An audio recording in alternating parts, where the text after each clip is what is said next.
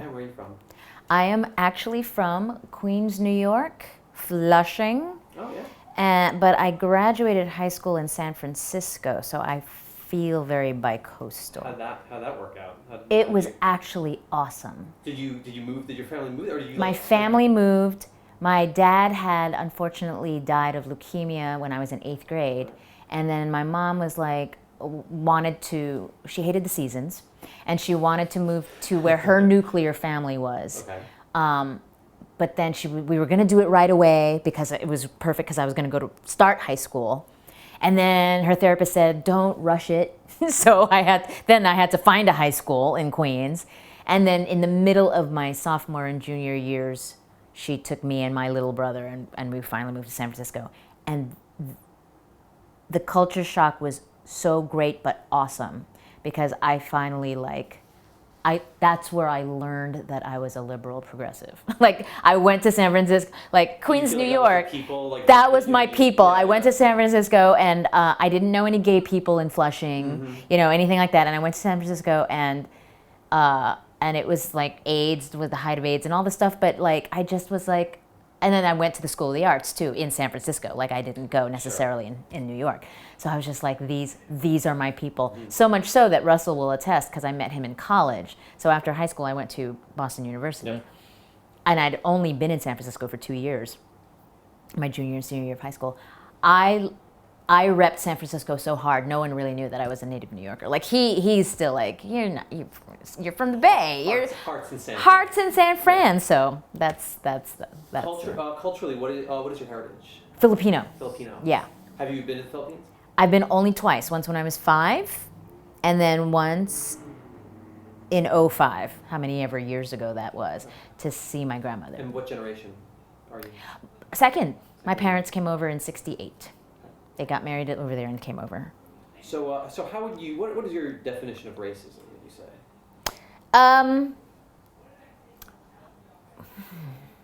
You're good, because I know these questions, and you just slipped right in. Racism to me is oppressive. It's a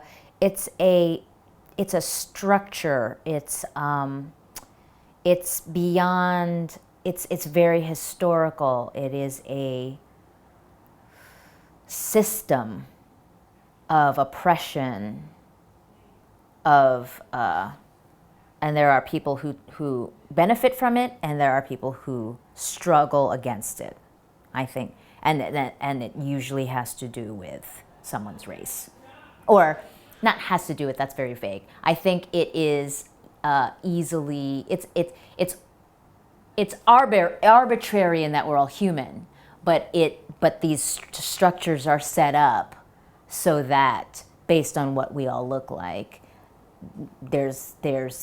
people are kept down and people are benefiting. There's advantages, there's the disadvantage, and then there's the advantaged. Well, I guess maybe what I'm hearing is also too is like, what is race? Is race strictly limited to the way that we look? Is it the boundaries on the map? Is it a cultural? That's a good question that I think about. I think it depends, but if we're going to talk about America, I think it's cultural. There's culture, there's nationality, which I think feels like a different thing too. Nationality is, to me, what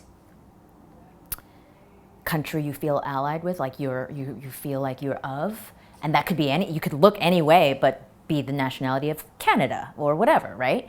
So, I sometimes, and like in America, when we talk about prejudice and people saying hurtful things, I think in those contexts, yes, it's cultural, but I think it really is also just how we look. I think there's just so many perceptions based on how one looks. And now that so many people are mixed race, boy, there's a lot of perceptions that happen that have nothing to do with reality.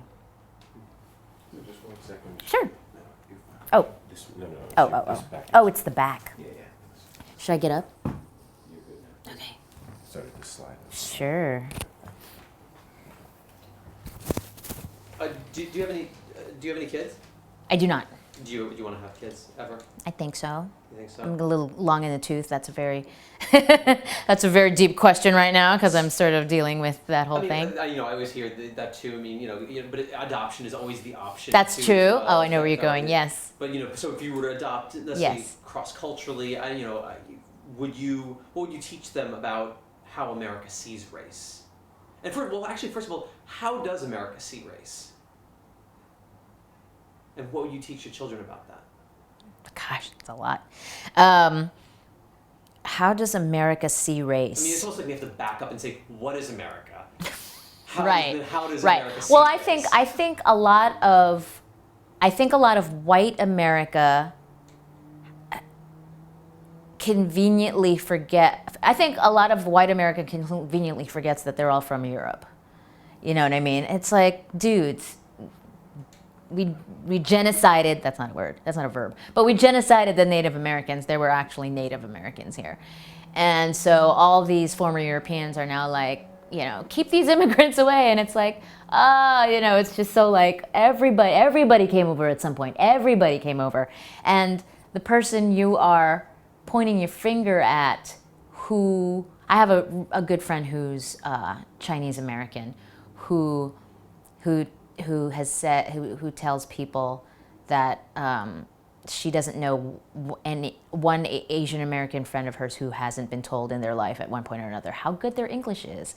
And she said, and her point is, she's like 6th generation American.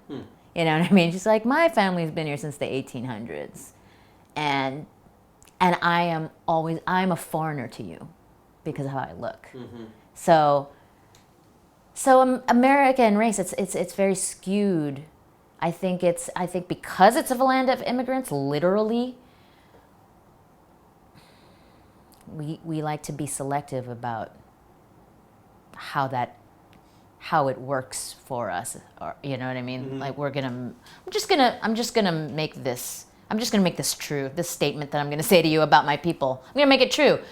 Because I think maybe it'll get me somewhere. I think I think everybody kind of does that. So what would you teach your child then about that? That would be cross-cultural, because obviously So not my own they're not your own ethnicity. and obviously they're going to be going into the world that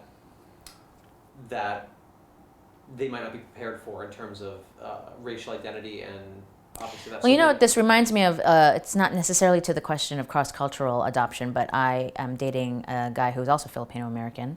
And funnily enough, neither he nor I have a history of dating Asians. We actually have a history of dating white people or others. So we're actually the first for each other. And he had mentioned, he, like I, coincidentally, spent the first part of his life on the East Coast and then went to the West Coast.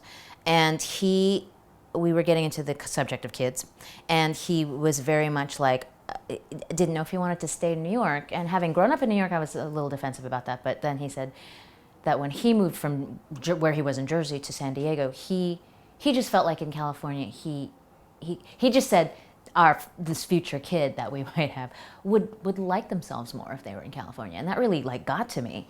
I was like, oh, wow. And he goes, yeah, that's because that's what his experience was. And there's just so many Asians in California because it's closer. And my brother, who's like 11 years younger than me, when we moved to San Francisco, I mean, his high school was the Asians were the majority. So he doesn't know what that's like not to have that experience. And it just meant a lot. It just was so meaningful when my boyfriend said that, like, he'll like himself more if he's in California. Yeah, it's really speaking to the idea that surrounding yourself with same. Mm-hmm. And therefore acceptance. Yeah. Yeah. But I real quick, I guess I would tell if I adopted cross-culturally, if I adopted a black kid or something, I anticipate that I would have to have a talk about not everybody's treated the same, and if something happens at school, don't take it personally, you know what I mean? But don't, people are weird like that. That's how I would start off, I think. Switching Yeah. gears just a tiny bit. So what's your What's your favorite black movie? I don't know if I have one. Also, what constitutes a black movie, right? I It's know, like I was gonna say, movies are movies. Can you name But one? when you say that, I guess I'm trying to think of like a black director with a black story or something. I guess that's what I'm trying to think of. I don't know if I have one. Unfortunately, when I saw that, I don't know if it's unfortunate, but when I saw that question yesterday, when I was asking somebody that, and I was thinking for myself what that means, the first thing, because it's also recent, but the first thing I thought of was Django Unchained, which of course is Quentin Tarantino, who's not black at all. And there, there's controversy surrounding that. I personally liked that movie. I'm not saying this is my favorite black movie, but it's just, but I think it is interesting, right? Because it's what I thought of first, and it's a white director in the Black history setting in America. So I just think, in a way, I don't know. I'd like to think that it means that we're past something now, but of course there's still controversy and it's debatable. But I just like movies. Well, I guess we should then maybe the other side of that then is what is your favorite white movie, and what I guess what And what does that mean too? What is my favorite? You know what comes to mind, and it's not a perfect movie, but one of my favorite movies is The Graduate. And I think it has to do with awkwardness. I like that there's a lot of silent awkwardness that Dustin Hoffman does so well there. And just a lot of, and it's definitely coming of age, so it's a lot of how do I navigate this world I'm coming into? And I think everybody can relate to that, whatever that is. What is privilege? I guess similar to what I was saying before about racism, privilege has to do with, it has many meanings. The whole like right and a privilege thing too just snapped into me, but I was thinking about privilege as being privileged, which is like you're sort of born into a status where you're advantaged. So then, building on that, then what would be specifically white? What is white privilege? I think white privilege is the luxury that some white people don't realize they have of walking around in the world and having things available to them, or being able to say and do things, or just having access. I think a lot of white people who may not see this about themselves either assume that everybody has this access, or they just don't think about it. And then when their friends of color say, "Oh, again, oh yeah," or whatever, when there's this sort of like snarkiness about, of course, my people didn't, whatever, and then there's a divide between your friend and you. I think they're surprised. I think they're actually surprised, and I think that's white privilege, is their surprise. Mm-hmm. You know what I mean? They don't go around hitting a glass ceiling. Their head doesn't get bumped. They're just like, oh, I can A, B, C, and D, and I'm like, I can just A. They're like, you can? I think that's white privilege, if that's articulated anyway. Now, what is the best part about being identified as white? I think Louis C.K. has a set about that. Right? It's like he's so great. He's so great though. He's such a good messenger, I think, for this, because he's one of those people that really gets it, and as you may know. But I can't. I would be so butchering his set, but it's very much about like it's so great. Yes, it's so great. I'm a white guy in the future. He's like, it's not gonna last very long. In the future, we'll all be enslaved or whatever it is. Yeah, but I can go into a time machine and it could be year one. And it's like, well, I'll have a table right here. I think what he said. I think it's really he's so good at that. I'm sorry. He's so good at explaining that. What did adults teach you about white people?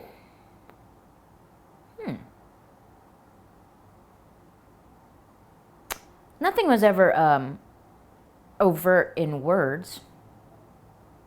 But I think, and in fact, I'll just say that in 2005, when my brother and I went back to the Philippines and visited my grandmother before she died, she had actually told us a story that, and I don't know if it's true or not because she was prone to exaggeration, but that when my parents first moved to New York from the Philippines in the 60s, that my dad would call her and complain that he's treated like a second-class citizen. And that was news to me. Like, I never heard, first of all, him ever thinking those things, or he never said that to me, or he would never come home and sort of rail against the man or anything, you know. And so, but it made it, as somebody who's now older than my own dad when he died, it just made me go, oh, this guy, this young guy from the Philippines, did he actually experience prejudice? He probably did. It was the 60s. He probably did. I don't know. But, gosh, I forgot the question. What did adults teach you about? Oh. Unfortunately, we're just. Oh, we're right at, right now. yeah, no, it happens. I knew it was going to happen. It always does. I know, right? That's okay. It's juicy.